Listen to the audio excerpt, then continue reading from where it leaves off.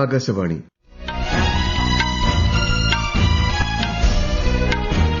നമസ്കാരം. വാർത്തകൾ വായിക്കുന്നത് നരേന്ദ്രമോഹൻ.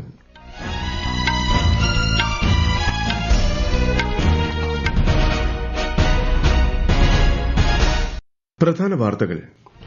രാജ്യത്തെ ഗോത്രവർഗ്ഗങ്ങളുടെ ജീവിത സൌകര്യങ്ങൾ മെച്ചപ്പെടുത്തണമെന്ന് രാഷ്ട്രപതി ദ്രൌപദി മുർമു. യുവതലമുറയ്ക്ക് രാജ്യത്തിന്റെ ഭാവി നിർണ്ണയിക്കുന്നതിൽ സുപ്രധാന പങ്കാണെന്നും വിദ്യാഭ്യാസ മേഖലയിൽ കേരളം രാജ്യത്തിന് മാതൃകയാണെന്നും ഉപരാഷ്ട്രപതി സി.പി. രാധാകൃഷ്ണൻ. പുതുതലമുറ ഭരണ പരിഷ്കരണങ്ങളിലൂടെ ഇന്ത്യ ആഗോള ശ്രദ്ധാകേന്ദ്രമായി വളർന്നതായി പ്രധാനമന്ത്രി നരേന്ദ്രമോദി. 2025 പരിഷ്കാരങ്ങളുടെ വർഷമായി ഓർമ്മിക്കപ്പെടുമെന്നും പ്രധാനമന്ത്രി. ജീവിത സൌകര്യവും തൊഴിൽ സാഹചര്യവും ഉറപ്പാക്കാൻ ലക്ഷ്യമിട്ടുള്ള ഭരണ പരിഷ്കാരങ്ങൾ കേന്ദ്ര സർക്കാർ കാര്യക്ഷമമായി നടപ്പിലാക്കിയതായി കേന്ദ്രമന്ത്രി ജിതേന്ദ്ര സിംഗ്.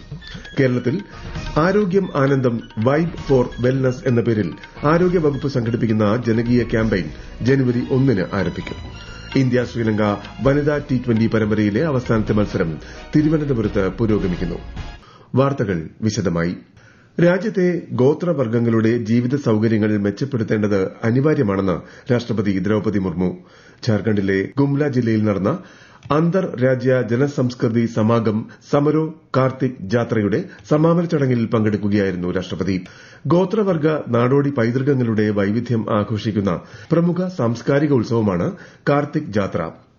വിദ്യാഭ്യാസ മേഖലയിൽ കേരളം രാജ്യത്തിന് തിളങ്ങുന്ന മാതൃകയാണെന്ന് ഉപരാഷ്ട്രപതി സി.പി. രാധാകൃഷ്ണൻ. വികസിത ഭാരതം എന്ന ലക്ഷ്യം കൈവരിക്കുന്നതിൽ വിദ്യാഭ്യാസ മേഖലയ്ക്ക് സുപ്രധാന സ്ഥാനമാണുള്ളതെന്നും രാജ്യത്തിന്റെ ഭാവി നിർണ്ണയിക്കുന്നത് യുവതലമുറയാണെന്നും അദ്ദേഹം പറഞ്ഞു. തിരുവനന്തപുരത്ത് Mar Ivanios college platinum jubilee സമാപന ചടങ്ങുകൾ ഉദ്ഘാടനം ചെയ്യുകയായിരുന്നു ഉപരാഷ്ട്രപതി. The broader context of Kerala's significant role in shaping India's educational landscape is remarkable. This is a state which has achieved 100% literacy not now, long back, as the first state in the whole of the country. We all are proud of Kerala. Education is central to the vision of Viksit Bharat of our country and the National Education Policy 2020. At a time when the world is grappling with uncertainty, the role of educational institutions is vital.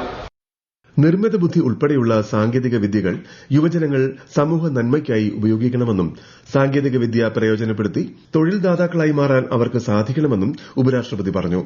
ഇന്ത്യയെ ശക്തമായ രാഷ്ട്രമാക്കി മാറ്റുന്നതിൽ സാമൂഹിക സൌഹാർദ്ദത്തിന് വലിയ പങ്കാണുള്ളതെന്നും അദ്ദേഹം കൂട്ടിച്ചേർത്തു. ശ്രീനാരായണ ഗുരുവിന്റെ ദർശനങ്ങൾ വരും തലമുറകൾക്ക് പ്രചോദനമേകുമെന്ന് ഉപരാഷ്ട്രപതി സി.പി. രാധാകൃഷ്ണൻ. 93ാമത് ശിവഗിരി തീർത്ഥാടനം വർക്കലയിൽ ഉദ്ഘാടനം ചെയ്ത് സംസാരിക്കുകയായിരുന്നു ഉപരാഷ്ട്രപതി.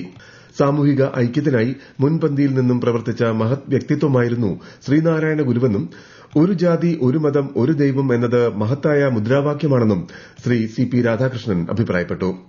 ഗവർണർ രാജേന്ദ്ര വിശ്വനാഥ് ആർലേക്കർ, കേന്ദ്ര സഹമന്ത്രി സുരേഷ് ഗോപി, മന്ത്രി എം.ബി. രാജേഷ്, ശശി തരൂർ എം.പി, സച്ചിദാനന്ദ സ്വാമി തുടങ്ങിയവർ ചടങ്ങിൽ പങ്കെടുത്തു. പുതുതലമുറ ഭരണ പരിഷ്കരണങ്ങളിലൂടെ ഇന്ത്യ ആഗോള ശ്രദ്ധാകേന്ദ്രമായി വളർന്നതായി പ്രധാനമന്ത്രി നരേന്ദ്രമോദി. ഇന്ന് ലോകം ഇന്ത്യയെ പ്രതീക്ഷയോടെയും ആത്മവിശ്വാസത്തോടെയുമാണ് കാണുന്നതെന്നും അദ്ദേഹം സാമൂഹിക മാധ്യമത്തിൽ കുറിച്ചു. ഇതിന് കാരണം ഇന്ത്യയുടെ ജനസംഖ്യാ ഘടനയും വളർന്നുവരുന്ന യുവതലമുറയും ജനങ്ങളുടെ അജയ്യമായ മനോഭാവവുമാണെന്നും പ്രധാനമന്ത്രി അഭിപ്രായപ്പെട്ടു. രാജ്യപുരോഗതിക്ക് ആക്കം കൂട്ടിയ വിപ്ലവകരമായ മാറ്റങ്ങൾക്ക് സാക്ഷ്യം വഹിച്ച 2025 പരിഷ്കാരങ്ങളുടെ വർഷമായി ഓർമ്മിക്കപ്പെടുമെന്നും അദ്ദേഹം പറഞ്ഞു. 2026-27 കേന്ദ്ര ബജറ്റിന് മുന്നോടിയായി പ്രധാനമന്ത്രി നരേന്ദ്രമോദി ന്യൂഡൽഹിയിൽ നിതി ആയോഗിലെ പ്രമുഖ സാമ്പത്തിക വിദഗ്ധരുമായും വിവിധ മേഖലകളിലെ വിദഗ്ധരുമായും ആശയവിനിമയം നടത്തി. രാജ്യത്തിന്റെ നിലവിലെ സാമ്പത്തിക സ്ഥിതിയെയും ഭാവി മുൻഗണനകളെയും കുറിച്ചുള്ള വിദഗ്ധരുടെ അഭിപ്രായങ്ങളും വിലയിരുത്തലുകളും യോഗത്തിൽ നടന്നു. സാമ്പത്തിക ആസൂത്രണത്തിന്റെ അടുത്ത ഘട്ടത്തിനായി സർക്കാർ തയ്യാറെടുക്കുമ്പോൾ നിതി ആയോഗിലെ ആശയവിനിമയം വിലപ്പെട്ട ഉൾക്കാഴ്ചകൾ നൽകുമെന്നാണ് വിലയിരുത്തൽ. കേന്ദ്ര ധനമന്ത്രി നിർമ്മല സീതാരാമനും യോഗത്തിൽ പങ്കെടുത്തു. ബംഗാൾ അതിർത്തിയിൽ നിന്നുള്ള നുഴഞ്ഞുകയറ്റം ദേശീയ സുരക്ഷയിൽ പ്രശ്നം സൃഷ്ടിക്കുകയാണെന്ന് കേന്ദ്ര ആഭ്യന്തരമന്ത്രി അമിത്ഷാ. ബംഗാളിൽ തൃണമൂൽ കോൺഗ്രസ് നയിക്കുന്ന സർക്കാർ സുരക്ഷാ വിഷയത്തിൽ പരാജയമാണെന്ന് അദ്ദേഹം കൊൽക്കത്തയിൽ നടത്തിയ പത്രസമ്മേളനത്തിൽ ആരോപിച്ചു. നുഴഞ്ഞുകയറ്റം തടയുക, പശ്ചിമ ബംഗാളിൽ നിന്നും നുഴഞ്ഞുകയറ്റക്കാരെ നീക്കം ചെയ്യുക എന്നീ വിഷയങ്ങൾ മുൻനിർത്തിയാണ് അടുത്ത വർഷം നടക്കുന്ന പശ്ചിമ ബംഗാൾ നിയമസഭാ തെരഞ്ഞെടുപ്പിനെ ബിജെപി നേരിടുന്നതെന്നും അദ്ദേഹം വ്യക്തമാക്കി. എൻസിസി റിപ്പബ്ലിക് ദിന ക്യാമ്പ് ഡൽഹിയിൽ ആരംഭിച്ചു. 28 സംസ്ഥാനങ്ങളിൽ നിന്നും 8 കേന്ദ്രഭരണ പ്രദേശങ്ങളിൽ നിന്നുമായി 2400-ലധികം എൻസിസി കേഡറ്റുകൾ 2026 റിപ്പബ്ലിക് ദിന പരേഡിൽ പങ്കെടുക്കും. ഇതുവരെയുള്ളതിൽ വെച്ച് ഏറ്റവും കൂടുതൽ പേർ ഇത്തവണ പങ്കെടുക്കുന്നുണ്ടെന്ന് പ്രതിരോധ മന്ത്രാലയം അറിയിച്ചു. കേരളത്തിൽ ആരോഗ്യം ആനന്ദം വൈബ് ഫോർ വെൽനസ് എന്ന പേരിൽ ആരോഗ്യവകുപ്പ് സംഘടിപ്പിക്കുന്ന ജനകീയ ക്യാമ്പയിൻ ജനുവരി 1 രാവിലെ മുഖ്യമന്ത്രി പിണറായി വിജയൻ ഉദ്ഘാടനം ചെയ്യും. ക്യാമ്പയിന്റെ ഭാഗമായി കാസർഗോഡ് നിന്നും ഡിസംബർ 26 ആരംഭിച്ച് വിവിധ ജില്ലകളിലൂടെ സഞ്ചരിച്ച് തിരുവനന്തപുരത്തെത്തുന്ന വിളംബര ജാഥയുടെ സമാപനവും ഇതോടൊപ്പം നടക്കും. ഈ വാർത്തകൾ ആകാശവാണിയിൽ നിന്ന്. ആകാശവാണി വാർത്തകളും വാർത്താ അധിഷ്ഠിത പരിപാടികളും All India Radio news Thiruvananthapuram YouTube ചാനലിലും at All India Radio news Thiruvananthapuram Facebook പേജിലും AIR ന്യൂസ് _ ഇൻസ്റ്റഗ്രാം അക്കൌണ്ടിലും at AIR news _ TVM X ഹാൻഡിലും ലഭ്യമാണ്. റഷ്യൻ പ്രസിഡന്റ് വ്ളാഡിമിർ പുടിന്റെ വസതിക്കു നേരെ ഉക്രൈൻ ആക്രമണം നടത്തിയതായുള്ള റിപ്പോർട്ടുകളിൽ കടുത്ത ആശങ്ക പ്രകടിപ്പിച്ച് പ്രധാനമന്ത്രി നരേന്ദ്രമോദി. തുടർച്ചയായ നയതന്ത്ര മാർഗ്ഗങ്ങളിലൂടെ മാത്രമേ ശാശ്വത സമാധാനം കൈവരിക്കാനാകൂ എന്ന് പ്രധാനമന്ത്രി സാമൂഹിക മാധ്യമത്തിൽ കുറിച്ചു. സമാധാന ശ്രമങ്ങളെ ദുർബലപ്പെടുത്തുന്ന നടപടികൾ ഒഴിവാക്കണമെന്ന് ബന്ധപ്പെട്ട എല്ലാ കക്ഷികളോടും പ്രധാനമന്ത്രി അഭ്യർത്ഥിച്ചു. അതേസമയം റഷ്യൻ പ്രസിഡന്റ് വ്ളാഡിമിർ പുടിന്റെ വസതിക്കു നേരെ യുക്രൈൻ ആക്രമണം നടത്തിയെന്ന റഷ്യൻ ആരോപണം തള്ളി യുക്രൈൻ വിദേശകാര്യമന്ത്രി ആൻഡ്രീ സിബിഹ. പ്രസിഡന്റ് പുടിന്റെ ഔദ്യോഗിക വസതിക്ക് നേരെ ഇന്നലെ രാത്രി ഡ്രോൺ ആക്രമണം നടന്നതായി റഷ്യൻ വിദേശകാര്യമന്ത്രി സെർജി ലാവ്റോവ് ആരോപിച്ചിരുന്നു. ജീവിത സൌകര്യവും തൊഴിൽ സാഹചര്യവും ഉറപ്പാക്കാൻ ലക്ഷ്യമിട്ടുള്ള ഭരണ പരിഷ്കാരങ്ങൾ കേന്ദ്ര സർക്കാർ കാര്യക്ഷമമായി നടപ്പിലാക്കിയതായി കേന്ദ്രമന്ത്രി ജിതേന്ദ്ര സിംഗ് പറഞ്ഞു. ജനങ്ങൾക്ക് മികച്ച ജീവിത സൌകര്യം ഉറപ്പാക്കാൻ ഉത്തരവാദപ്പെട്ട ഉദ്യോഗസ്ഥർക്കും അവരുടെ തൊഴിൽ സാഹചര്യങ്ങൾ മികച്ചതാണ് എന്ന് ഉറപ്പാക്കണമെന്നും അദ്ദേഹം അഭിപ്രായപ്പെട്ടു. തന്റെ വകുപ്പുമായി ബന്ധപ്പെട്ട ഈ വർഷത്തെ പ്രവർത്തനങ്ങളെ സംബന്ധിച്ച് ന്യൂഡൽഹിയിൽ വിശദീകരിക്കുകയായിരുന്നു ശ്രീ സിംഗ്.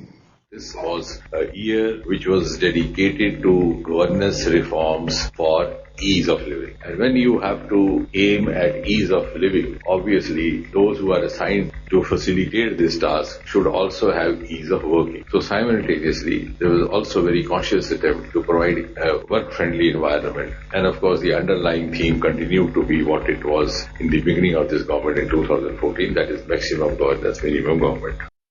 ഇന്ത്യ ശ്രീലങ്ക വനിതാ T20 ക്രിക്കറ്റ് പരമ്പരയിലെ അവസാന മത്സരം തിരുവനന്തപുരം കാര്യവട്ടം ഗ്രീൻഫീൽഡ് സ്റ്റേഡിയത്തിൽ പുരോഗമിക്കുന്നു. ടോസ് നേടിയ ശ്രീലങ്ക ഇന്ത്യയെ ബാറ്റിംഗിനയച്ചു. ഒടുവിൽ വിവരം ലഭിക്കുമ്പോൾ ഇന്ത്യ 6.4 ഓവറിൽ 3 വിക്കറ്റ് നഷ്ടത്തിൽ 42 റൺ എന്ന നിലയിലാണ്. 5 മത്സരങ്ങളടങ്ങിയ പരമ്പരയിൽ ഇന്ത്യ 4-0 മുന്നിലാണ്. ഭാരത് ഇന്റർഫേസ് ഫോർ മണി ഭീം ആപ്പിന് ഇന്ന് 9 വയസ്സ്. 2016 National Payments Corporation of India വികസിപ്പിച്ചെടുത്ത ഭീം പ്രവർത്തനം ആരംഭിച്ചത്. ഈ വർഷം ഡിസംബർ 28 വരെ 64,000 കോടി രൂപയിലധികം മൂല്യം വരുന്ന പണമിടപാടുകൾ ഭീം വഴി നടന്നതായി NPCI അറിയിച്ചു. കേന്ദ്ര വാർത്താവിനിമയ മന്ത്രാലയത്തിന് കീഴിലെ ടെലികോം വകുപ്പ് രാജ്യത്തെ റേഡിയോ ഫ്രീക്വൻസി സ്പെക്ട്രം നിർവഹണവും വിന്യാസവും നിയന്ത്രിക്കുന്ന സുപ്രധാന നയരേഖയായ ദേശീയ ഫ്രീക്വൻസി വിന്യാസ പദ്ധതി 2025 പുറത്തിറക്കി. ഇന്നു മുതൽ ഇത് പ്രാബല്യത്തിലായി. സ്പെക്ട്രം മാനേജർമാർ, വയർലെസ് ഓപ്പറേറ്റർമാർ, ടെലികോം ഉപകരണ നിർമ്മാതാക്കൾ എന്നിവർക്ക് സുപ്രധാന റഫറൻസ് രേഖയാണ് ഇത്. ബംഗ്ലാദേശിൽ മുൻ പ്രധാനമന്ത്രിയും ബംഗ്ലാദേശ് നാഷണലിസ്റ്റ് പാർട്ടി ചെയർപേഴ്സണുമായ ഖാലിദ സിയയുടെ മരണത്തെ തുടർന്ന് രാജ്യത്ത് 3 ദിവസത്തെ ഔദ്യോഗിക ദുഃഖാചരണം പ്രഖ്യാപിച്ചു. ഖാലിദ സിയയുടെ സംസ്കാര ദിനമായ നാളെ രാജ്യത്ത് പൊതു അവധിയും പ്രഖ്യാപിച്ചിട്ടുണ്ട്. സംസ്കാര ചടങ്ങിൽ വിദേശകാര്യമന്ത്രി ജയശങ്കർ പങ്കെടുക്കും. പ്രധാനമന്ത്രി നരേന്ദ്രമോദിയുമായുള്ള പരീക്ഷാ പേ ചർച്ചയുടെ 9ാമത് പതിപ്പിന്റെ രജിസ്ട്രേഷൻ 2,92,00,000 കടന്നു. അടുത്ത വർഷം ജനുവരിയിൽ നടക്കുന്ന പരിപാടിയിൽ രാജ്യത്തുടനീളമുള്ള വിദ്യാർത്ഥികൾ, രക്ഷിതാക്കൾ, അധ്യാപകർ എന്നിവർ പ്രധാനമന്ത്രി നരേന്ദ്രമോദിയുമായി പരീക്ഷാ സമ്മർദ്ദത്തെക്കുറിച്ച് ചർച്ച ചെയ്യും. പ്രധാന വാർത്തകൾ വീണ്ടും. രാജ്യത്തെ ഗോത്രവർഗ്ഗങ്ങളുടെ ജീവിത സൌകര്യങ്ങൾ മെച്ചപ്പെടുത്തണമെന്ന് രാഷ്ട്രപതി ദ്രൌപദി മുർമു. യുവതലമുറയ്ക്ക് രാജ്യത്തിന്റെ ഭാവി നിർണ്ണയിക്കുന്നതിൽ സുപ്രധാന പങ്കാണെന്നും വിദ്യാഭ്യാസ മേഖലയിൽ കേരളം രാജ്യത്തിന് മാതൃകയാണെന്നും ഉപരാഷ്ട്രപതി CP രാധാകൃഷ്ണൻ. പുതുതലമുറ ഭരണപരിഷ്കരണങ്ങളിലൂടെ ഇന്ത്യ ആഗോള ശ്രദ്ധാകേന്ദ്രമായി വളർന്നതായി പ്രധാനമന്ത്രി നരേന്ദ്രമോദി. 2025 പരിഷ്കാരങ്ങളുടെ വർഷമായി ഓർമ്മിക്കപ്പെടുമെന്നും പ്രധാനമന്ത്രി. ജീവിത സൌകര്യവും തൊഴിൽ സാഹചര്യവും ഉറപ്പാക്കാൻ ലക്ഷ്യമിട്ടുള്ള ഭരണപരിഷ്കാരങ്ങൾ കേന്ദ്ര സർക്കാർ കാര്യക്ഷമമായി നടപ്പിലാക്കിയതായി കേന്ദ്രമന്ത്രി ജിതേന്ദ്ര സിംഗ്. കേരളത്തിൽ ആരോഗ്യം ആനന്ദം വൈറ്റ് ഫോർ വെൽനസ് എന്ന പേരിൽ ആരോഗ്യവകുപ്പ് സംഘടിപ്പിക്കുന്ന ജനകീയ ക്യാമ്പയിൻ ജനുവരി 1 ആരംഭിക്കും. ഇന്ത്യ ശ്രീലങ്ക വനിതാ T20 പരമ്പരയിലെ അവസാനത്തെ മത്സരം തിരുവനന്തപുരത്ത് പുരോഗമിക്കുന്നു. വാർത്തകൾ കഴിഞ്ഞു. അടുത്ത വാർത്താ പ്രക്ഷേപണം 8:35.